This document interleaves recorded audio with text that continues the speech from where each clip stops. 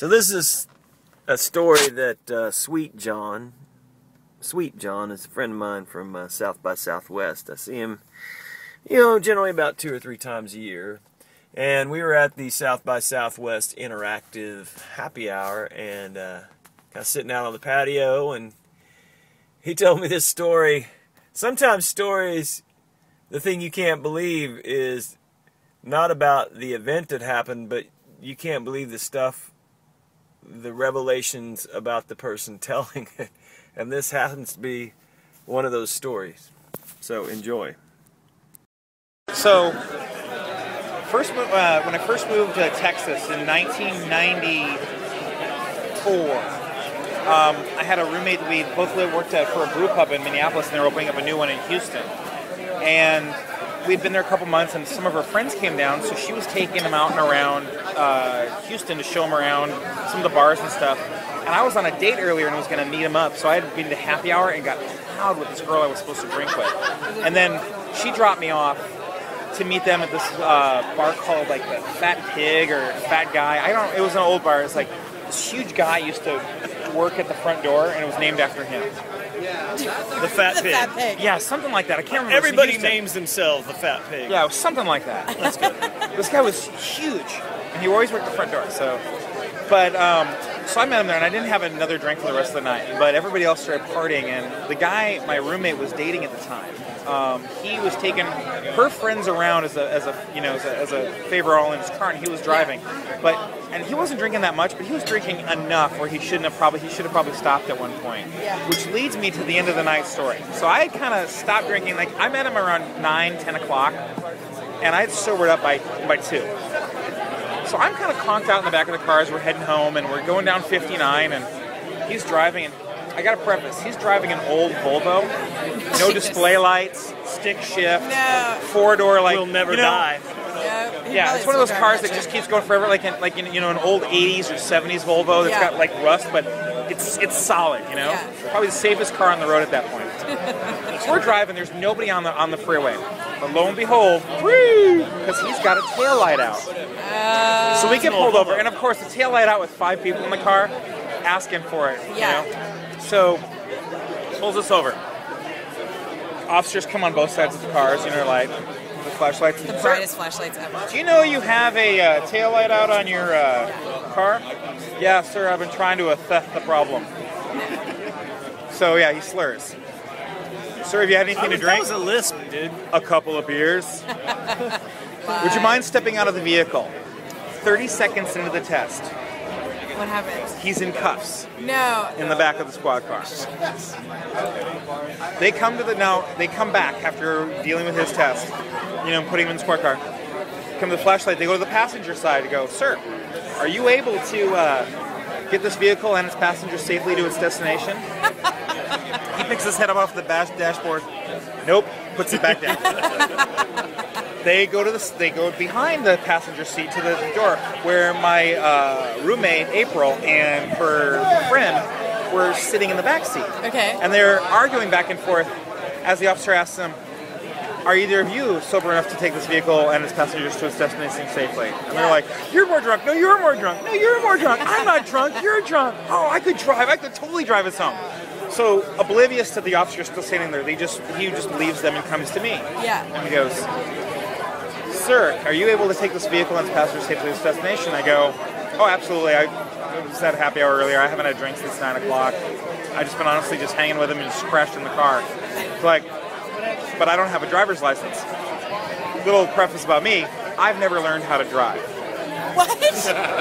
Okay? Dude, you're dropping this on us in the middle of a store? That's awesome. Okay. Cool. Yeah. Do you know how to swim?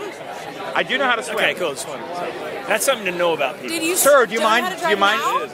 now? No, we'll get to that later. Dude, do you know, sir? Do you mind getting out of the vehicle? Okay, so I get out of the vehicle. They get my ID, which is at the time it's still my Minnesota license because we just moved from Minnesota, or ID, I should say, not Or you license. don't need a car. Yeah, you don't need a car.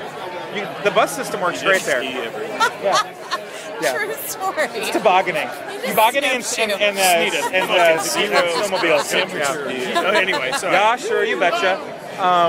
So they do a sobriety test, and they're like, "So, what's the deal with y'all?" I'm like, "Oh, well, moved here, we were opening up this brew pub on Richmond Avenue, and da-da-da-da, about all this stuff, and chit-chatting back and forth about this, and like the guy who's driving us, my roommate's dating him, and he was nice enough to take them all out, and I met up with him later, and now here we are. And you know, he was just trying to do a nice favor for her, and I guess he just kind of getting it over his head. He's like, that sucks, man. I know what it's like to try to impress the girl's friends. Oh, can I keep my glass up? Thanks, honey.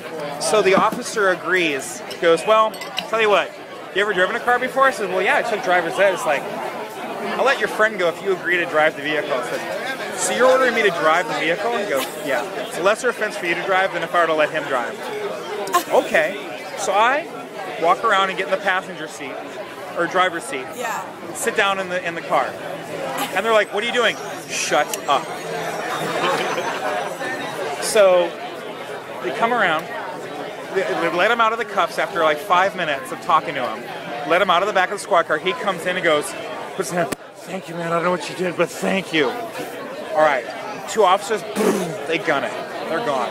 So it's us and 59 home. We're maybe 5-7 minutes away from home.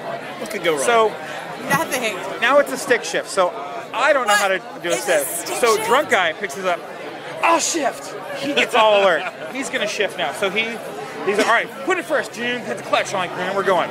Now, I mentioned before that remember the display lights were out on it, Right. so I You can't cannot tell. see the speed or anything I'm going on the dashboard. We're going by sound, and there's no other cars on the road at this point, so I have nothing to judge how fast I am going. First, second, shift. He does the shifting for, or hit the clutch again. Third, fourth. Okay, go fifth. Fifth gear. We're in fifth gear on 59. I don't know anything about gear shifts. So. Typically, when you hit 50, you want to be in fifth. Okay. Yeah, so I'm doing this, and it starts bottoming me out again. I said, it's time. I said, now what do I do? He goes, oh, that's just probably as fast as the car can go.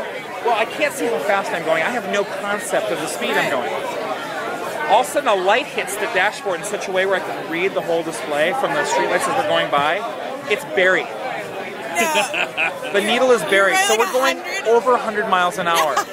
And I'm like, holy fuck, all this. I just take my foot off the gas and I see an exit and there's one of those huge, like, 30-foot Whataburger signs where, you know when you exit and the Whataburger's, like, right there, Yeah. like, you gotta turn right into it? Yeah. So I go, and I don't know how I pulled this off, but I go and we coast down the thing. And it was a long little exit, go like this. I start hitting the brake and I turn to go right. But I end up doing a power slide instead. Power slide? So, Active, yeah. yeah, so here, I'll show you with my phone. So, this is the Whataburger. This is the street. Coming down the exit. Come like literally like this, and do one of these. Come like around like this, literally like this, and I just coast it right in. Vroom, turn into a parking spot, get out. Tell everybody in the car, get out. I'm buying us Whataburger. Take his keys, throw him in the car, lock all the doors. You got another set, right? Slam the driver's door, says, we're getting it tomorrow, we're taking a cab home, I'll pay for it. Dude. So we got Man. 2 cabs home. We got 2 cabs home, And nobody bag full of died. Whataburger, and watched The Crow. That's fucked up. That is the most depraved evening I've ever heard. Dude, Depraved, but I shit you not. I can't believe the cop was like, You go win. ahead and play.